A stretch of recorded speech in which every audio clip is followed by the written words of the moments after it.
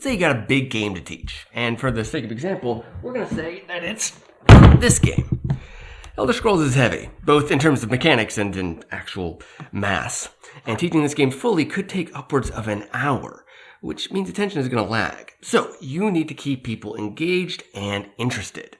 Now to catch you up to speed, I'm Shay Parker, this is RTFM, where I normally teach games themselves, but on this show I'm teaching you how to teach with some helpful tips and tricks. And today it's all about giving your players something to do.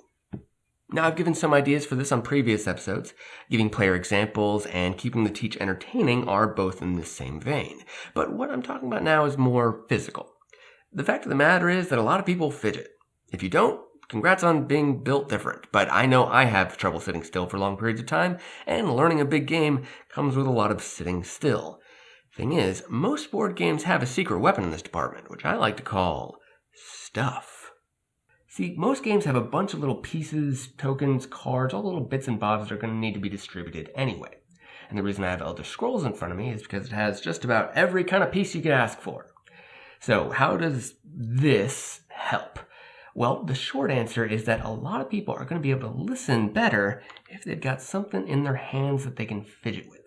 This isn't new. I mean, fidget toys have been around for a while. I've got a fidget cube. I also play with a slinky a lot. That's one of my things. And then sometimes I use this little skateboard that I've put in videos before. That's about all I can do, by the way, that little old school kickflip. And I can do a little 360 spin or whatever. Sometimes not even that.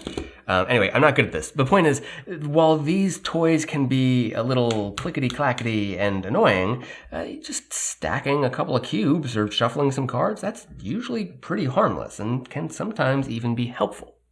So if I'm teaching Elder Scrolls, very early on, I'm giving players their characters. This is pretty easy because the game works with simple archetypes. So you can just say, oh, do you want to be a lizard archer? Oh, cool. You're that. And then I tell them if they want to switch after the teach, that's fine.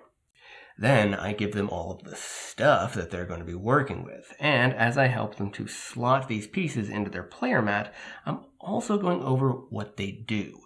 We're going for broad concepts here since it's still pretty early in the teach, but the tactility of this is helping to cement these ideas in reality.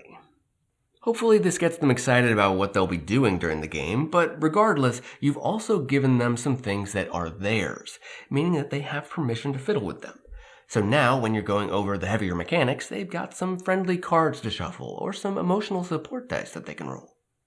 This can backfire a bit though. I mean, if someone gets a little too invested in making the perfect component tower, well, they might just lose focus, or worse yet, distract everybody else.